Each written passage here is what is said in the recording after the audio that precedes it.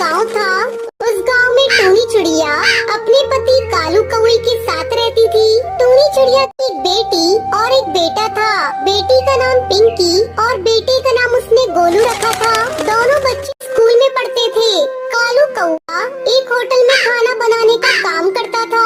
एक दिन जब वो सोकर उठा तो जोर जोर से चिल्लाने लगा, टूनी, अरे ओ टूनी, ये देख मुझे क्या हो गया, मेरे तो पैर ही काम नहीं कर रहे हैं। कालू कौवे की चिल्लाने की आवाज सुनकर टूनी चिड़िया वहाँ आती है।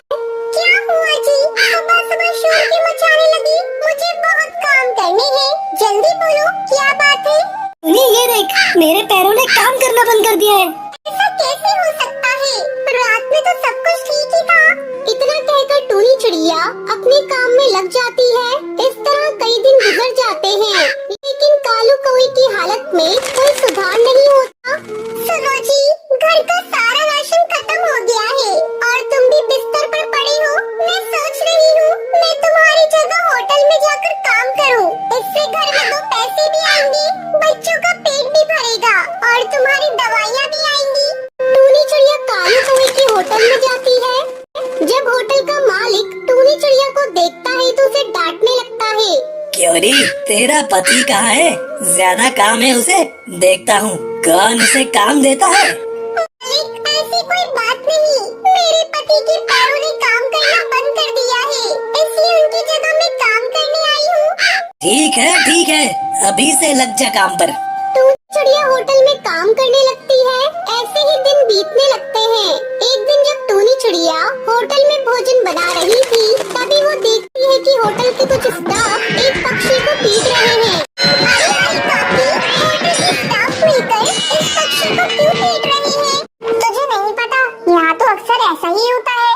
जब कोई गरीब पक्षी पैसा नहीं दे पाता तो ये स्टाफ मिलकर उसे पीटते हैं। ये तो बहुत गलत बात है। इतने बड़े होटल में अगर कोई पक्षी खाना खा लेगा और पैसे नहीं देगा तो उसे पीटेंगे। जरा धीरे बोल टूनी, अगर होटल के मालिक ने सुन लिया तो तुझे भी काम से बाहर निकाल देंगे। टूनी चिड़िया बहुत दुखी थी, लेकिन वो कुछ कर भी नहीं सकती थी। वो अपने काम में लग जाती है। एक दिन टूनी चिड़िया की सास सुंदरी कौवी अपने बेटे को देखने के लिए उसके घर आती है। उस समय टूनी चिड़िया घर पर नहीं थी, वो होटल में काम कर रही थी। अरे तुझे इस हाल में छोड़कर तेरी पत्नी कहाँ गुलछर्रे उड़ा रही है? इस हाल में उसे तेरे पास होना चाहिए और वो इधर उधर घूम रही है। तुम मेरी पत्नी को इस तरह क्यों बोल रही हो माँ? आज टूनी की वजह से ही ये घर चल रहा है। मेरी जगह वो होटल में काम करती है। तुझे तो पता है हमारे घर की बहुएं बाहर जाकर काम नहीं करती, फिर तूने कैसे उसे बाहर जाकर काम करने की इजाजत दे दी? आने दे, आज मैं उससे बात करती हूँ। फिर टूनी चिड़िया घर आती है, तभी उसकी सास उस पर चिल्लाने लगती है।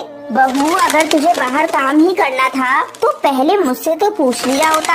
मैं तुझे सलाह दे देती कि तुझे क्या करना है। दूसरे की गुलामी करने से अच्छा है तू अपना कोई काम धंधा शुरू कर दे, इससे तेरा घर परिवार अच्छे से चलता रहेगा। लेकिन माँ जी, मैं ऐसा कौन सा काम करूँ? मुझे तो कुछ समझ में नहीं आता। तुझे याद है ना, जब मैं अपने बेटे के लिए तुझे देखने गई थी तो तूने मुझे मोमोज बनाकर खिलाया था। बड़े स्वादिष्ट बने थे। अरे इसी से तो मैं तुझे अपने घर की बहू बनाकर लाई थी। ऐसा कर बहू, तू अपनी एक छोटी सी मोमोज की दुकान खोल ले। आप बिल्कुल ठीक कह रही हैं माँ जी। मैं कल ही मोमोज की छोटी सी दुकान खोल लेती हूँ, इससे मैं गरीबों को भी खिला पाऊंगी। टूनी चिड़िया को अपनी सास की सलाह पसंद आ जाती है और अगले ही दिन वो अपनी एक छोटी सी मोमोज की दुकान खोल लेती है। आओ हरी काका, मैं 5 रुपए में आपको भरपेट मोमोज खिलाऊंगी। जल्दी टूनी चिड़िया की दुकान पर 5 रुपए में मोमोज खाने वालों की भीड़ लग जाती है। कुछ ही दिनों में टूनी को मोमोज से अच्छी कमाई होने लगती है। फिर सभी खुशी खुशी रहने लगते हैं। अगर हमारी कहानी अच्छा लगे तो कृपया चैनल को सब्सक्राइब करें। Thank you.